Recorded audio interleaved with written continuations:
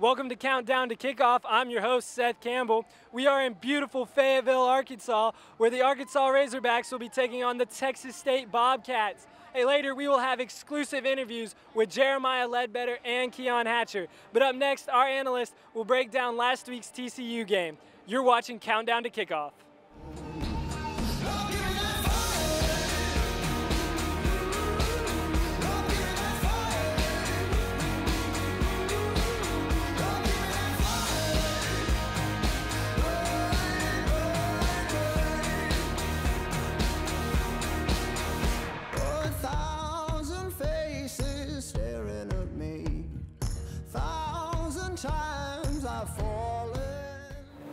Welcome back to Countdown to Kickoff. I'm joined now by our expert analysts, Drew Dorsey and John Fisher. So guys, how about that game last week against TCU? It was a thriller. What was your opinion on it, Drew? It was a huge win for the Arkansas Razorbacks, but there is still room for improvement. Arkansas was outgained 377 yards to 223 through the air, and also outgained 195 to 180 on the ground against a TCU team that really doesn't run the ball all that well. What do you think, Drew? You know, I honestly was pretty shocked with the outcome. I expected it to be a close game, but I really thought TCU was going to pull it off. Those two turnovers worked in our favor, and Austin Allen really proved himself to us. Yeah, I definitely agree. It's kind of worrisome when a team that isn't known for pounding the ball down your throat, and Arkansas is supposed to have that great defensive line, and they outgain us on the ground. So that is something for the Arkansas Razorbacks to kind of worry about. But speaking of that was a big win for the Razorbacks early in the season. Something that has kind of eluded Brett Bielema early in the year with losses last year to Toledo and, you know, upset in overtime to Texas A&M. So, Drew, how important was it for the Razorbacks to get this early win early in the season?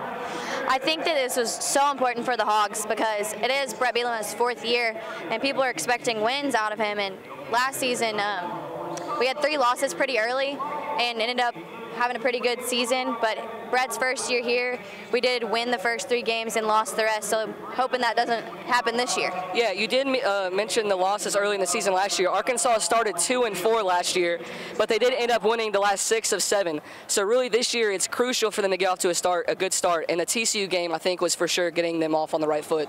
Yeah, this Arkansas team could be dangerous down the road based on Brett Bielema's past seasons.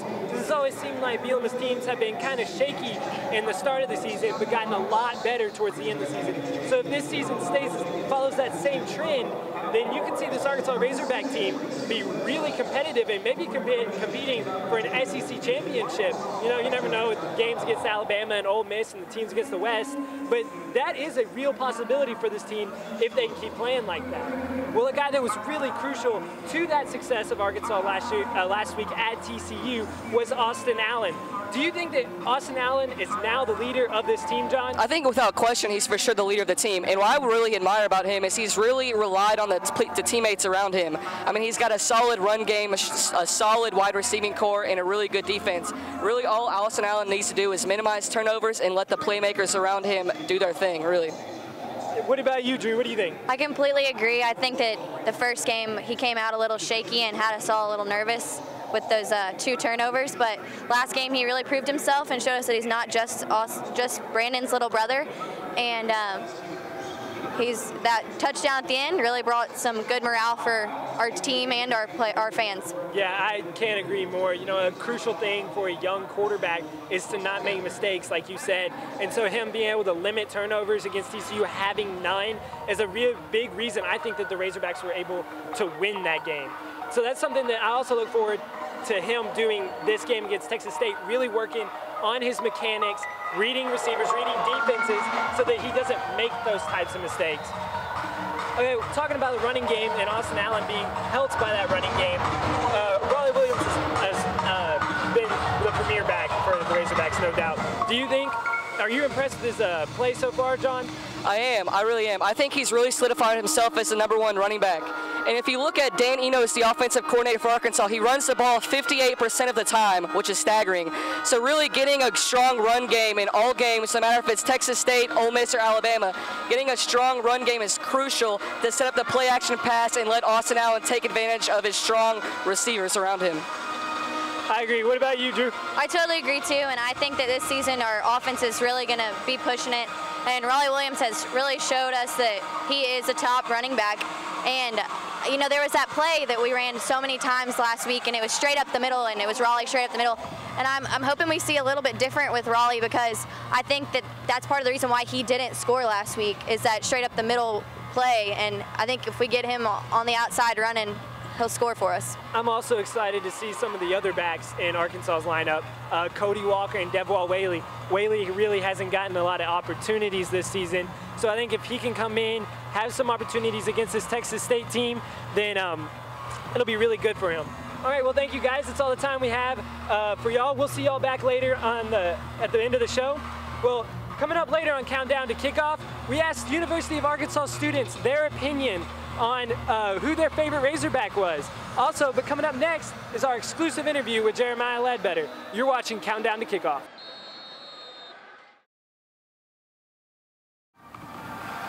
Welcome back to Countdown to Kickoff. Well, many people know football players for what they do on the field, but our Katrina Maldonado was able to catch up with Jeremiah Ledbetter to see what his life was like off the field. Katrina.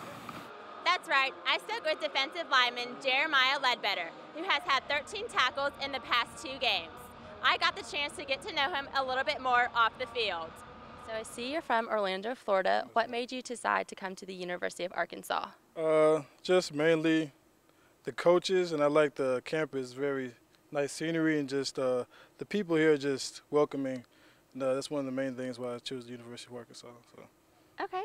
And I know your major is sociology. Why did you choose to pursue a degree in sociology? Just my major was business management, but after me transferring from a JUCO, I decided to choose sociology because it was the easiest thing for me to get my degree in, and just I like being social with people and just talking to people overall. So that's one of the main reasons. So. Okay.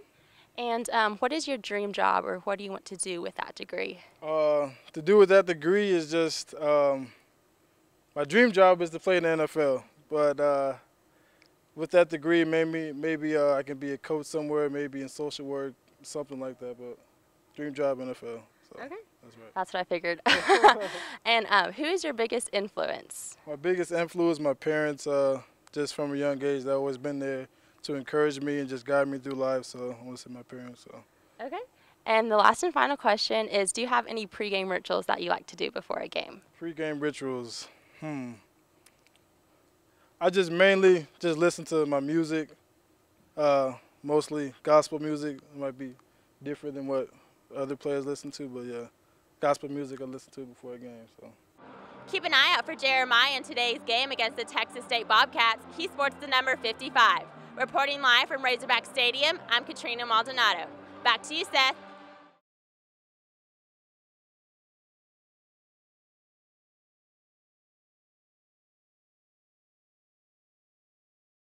Welcome back. Well, Arkansas fans are known as being some of the most passionate fans in the South. Our Catherine Hill caught up with some University of Arkansas students to see which players they were hog wild about. I got the chance to talk to some students on the University of Arkansas campus last week and get their perspective on Razorback football. Jerome, who is your favorite Razorback football player? Austin Allen, for sure. Just a star player. Maisha, who is your favorite Razorback football player? I would have to say Sprinkle. Like Sprinkles, like just sprinkles all over the field, you know what I'm saying?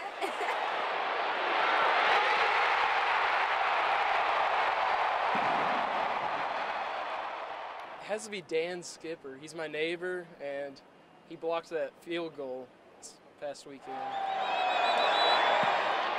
Speaking of that double overtime against TCU, what were your thoughts on that? Were you surprised? I was pretty surprised. I really liked the outcome. I was at the game. I was super excited. I actually was not. I actually picked them by 3, and I wrote it down before the game ever started, and so I was not surprised. I expected it. So Victoria, what is your favorite part of a Razorback football game? I really do like the student section. That's my favorite part. I like it just because, like, the environment is crazy. Everyone's, like, really getting into it. Everyone loves the Hogs. Like, they're having so much fun. The chants are fun, too. I've learned a lot of new ones. You know, I really enjoy tailgating before the game. That's really fun. But then I also enjoy getting to those stands, just seeing the school spirit, everybody come together, doing those chants, calling the Hogs. It's just an awesome experience.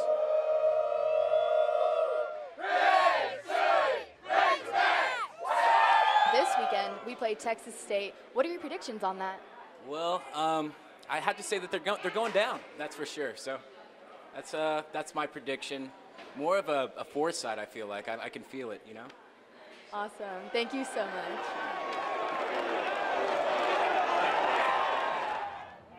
The hype around the stadium continues to grow.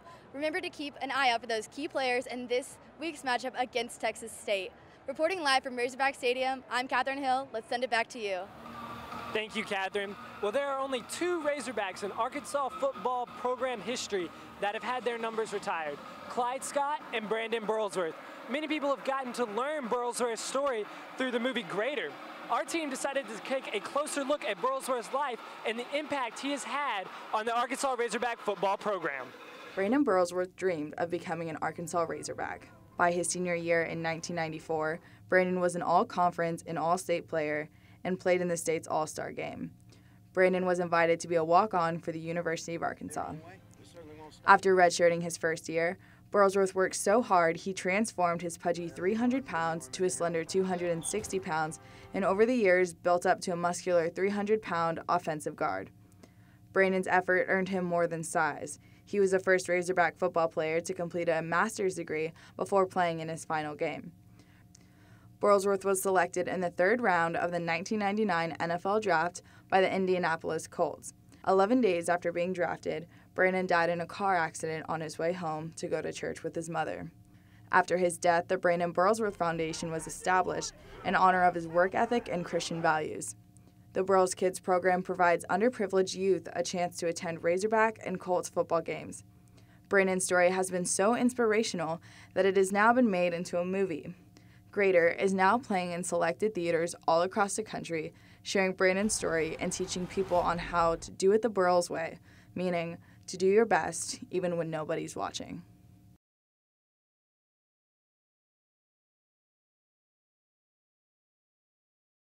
There have been many on and off the field issues that have faced college football programs this year. One of those is the Baylor incident with Title IX. I'm joined by our roundtable, Haley Maxwell and Madison McClung, who's going to talk about some of the issues facing these programs. Haley, what is your opinion on this Baylor and this Title IX lawsuit? My opinion overall is that it's just unreal that college football is coming to this. I feel like this is something that we have to talk about almost every month. It's a different football program being put under the spotlight for this reason, and this is not correct. It's becoming, NCAA football is becoming huge, and there's a lot of money, and with money we lose our moral value and standard, and that's what I think is the problem. What about you, Madison? What do you think? One thing that really got me is I just didn't agree with the way that the public came with it, and it's just one thing that, you know, with it being a Christian college, I just really think that the way that the public was to find out about it just wasn't okay. Yeah, I agree. Art Briles has kind of been held up as more of a Christian coach, a guy with morals. You know, he wrote a book about that kind of things. So it's kind of unfortunate that it comes out that he is the guy that is taking the fall for this kind of stuff. But something that's interesting is that Baylor did not fire him with cause. You know, as Arkansas fans, we know a thing or two about being fired with cause. Bob Vitrino and the motorcycle comes to mind. But so what do you think it means that Baylor isn't firing him with cause and is actually paying him right now? I think that means Baylor's not ready to take responsibility for what he did. I think that if they were really ready to be over with it, they would say, we are 100% done with Art Briles and we don't want to pay you anymore. We are disappointed in your actions, but with paying him, they are saying that it's okay and we appreciate everything you've done, but we're going to let you keep being a part of this program. Right, it means that they haven't found the proof yet to fire him with the cause. You know, you're saying, well, they have to pay him because, you know, the university's not going to pay somebody just because, right? So what do you think, Madison? Honestly, I think why fire someone if you don't have full proof? I mean, I think everyone is innocent until proven guilty, and if we don't have the full facts yet, then why was he released so early, is my honest opinion on that. Okay, so we're going to move on from the Baylor and the Title IX incident into something that happened last week with Oklahoma State and the referees pretty much just botching the end of the game there. You know, Oklahoma State really wants to be called the winners of that game, but Central Michigan won outright. There's an NCAA rule that says that once the game is finalized, you can't go back and change the end of the game. What's your opinion on that, Haley? My opinion on that is that they lost the game. If they have to have it come down to the wire, they're playing Central Michigan. This game was supposed to be a blowout. This wasn't supposed to be a close game. And their coach took responsibility in that sense. He said that we shouldn't have been in that situation. We should have been so far ahead that it shouldn't have come down to the last play. He's definitely being more of a player's coach, you know, ever since his comments about protecting his quarterback and, hey, I'm a man, I'm 40, you know, ask me those questions. So he's obviously come off as a player's coach, and so I think that's actually worked out well for him. What do you think, Madison? Honestly, I think it comes down to it's more than just the coach taking the blame for it. We have to know at the end of the day, the coach isn't playing the game. It's the players that are playing the game. And like you said, this was supposed to be a blowout. You know, Oklahoma State was supposed to take this, you know, with the win and take it and leave it, and it wasn't down to that. And I think that the attention on it is just really, I think it was all within the players, and I think it was just a bad game, and I think that's just how it goes. Yeah, and I think the coach does need to take some of that responsibility because that was just a terrible play call for it down there. You had 4 seconds left in the game, have the quarterback snap it and run backwards for 2-3 seconds. You know, that doesn't need to happen. Well, thank you guys for y'all's opinion on that. When we come back, we will be going one-on-one with Keon Hatcher. All that and more when we come back from Countdown to Kickoff.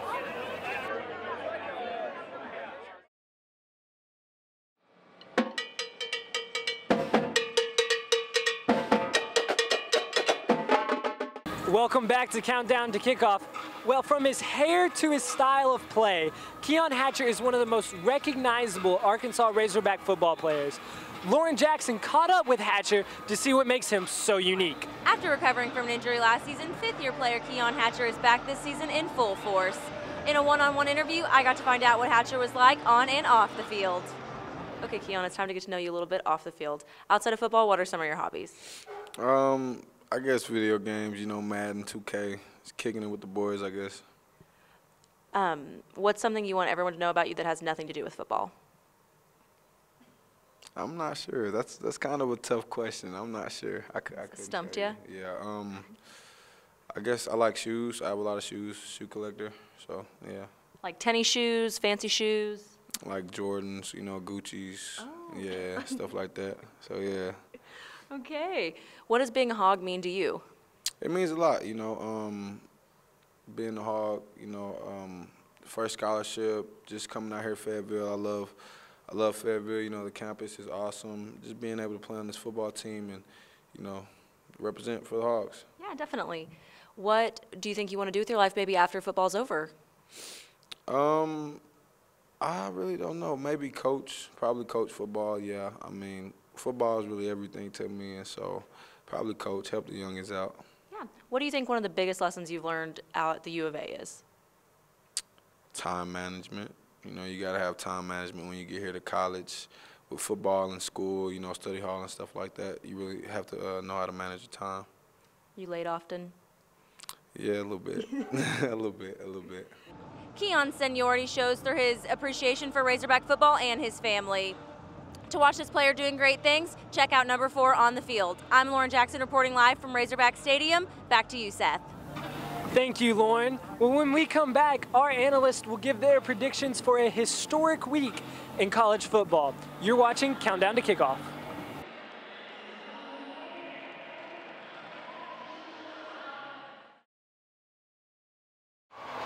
Welcome back to Countdown to Kickoff. I'm joined by our analysts, Drew Dorsey and John Fisher. Good to see you guys again. It was a historic week in college football, guys. It's the top 3 teams in the AP poll all went on the road to face other AP-ranked top teams. One of those teams was Ohio State. Ohio State is going on the road to play Oklahoma. What's your opinion on that game, John? Yeah, Oklahoma is really backed up against the wall in this game after losing week 1 to the U of H. I really think Oklahoma is going to come out playing hungry and have a sense of urgency. I like Oklahoma to win in Norman at home. What do you think, Drew? I have to disagree with you on that one. I think Ohio State's going to pull us out. I don't see Urban Meyer letting one go like that. And, you know, he wants to keep that top 3 spot, and I just see them pulling it off. I'm going to have to agree with John on this one. I'm going Boomer Sooner.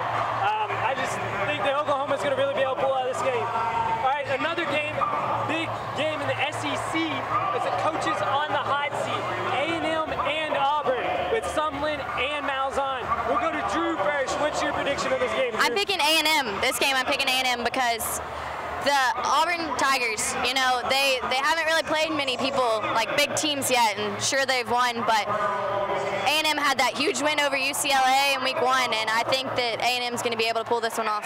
Okay, John. I really just trust Texas A&M's quarterback situation more. I really don't know who's going to play or how many snaps any of these Auburn quarterbacks are going to play.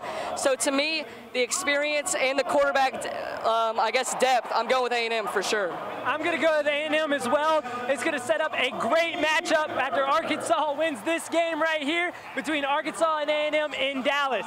Next game on our list is Michigan State versus Notre Dame. We've got a Big Ten powerhouse here looking to make a name, you know, under Ohio State and Michigan.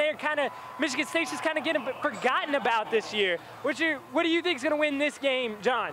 I got Michigan State in this one. I think LJ Scott, the Michigan State running back, is really going to set the tempo and really do a good job against this front seven of Notre Dame. I think it's going to be a pretty tight game, close call, but I think I'm going to go with Notre Dame with the win, probably by about 1 touchdown. Okay. Notre Dame is a 7-point favorite over Michigan State, and I'm going to have to pick Michigan State to not only cover this game, but win it. I'm going to go with the Spartans. All right, so this game right here that's happening right behind us, it'll be happening in about 30 minutes. Arkansas versus Texas State. I want to get y'all, before we get a prediction, I want to get a key to the game from you, John. What is a key for Arkansas or Texas State? Yeah, Arkansas's key to the game is get the running game going. I mean, we run the ball 58% of the time. To get Raleigh Williams off to a strong start is going to be key, and maybe we'll even see Devwah Whaley. Getting him some experience in this running back rotation will be key. What do you think, Drew? I think that this is going to be a pretty easy, smooth sailing game for Arkansas as long as we don't make those little minor mistakes like turnovers. And I think that their defense is weak, and we're just going to have to, our offense is going to have to step up their game this week. All right, so what are y'all's predictions for the game? Drew, who are you picking to win? Arkansas, for sure. Arkansas, 38-10. I think Arkansas will be comfortable, have a comfortable lead in this game because it's their time. They need some work for their other guys, so I think it's going to be a comfortable win for Arkansas. Well, that's all the time we have today for Countdown to Kickoff. Special thanks to our producer, Clarissa Bustamante, and our assistant producer, Caroline Hitch. Thank you for joining us. Enjoy your college football Saturday. I'm Seth Campbell for Countdown to Kickoff.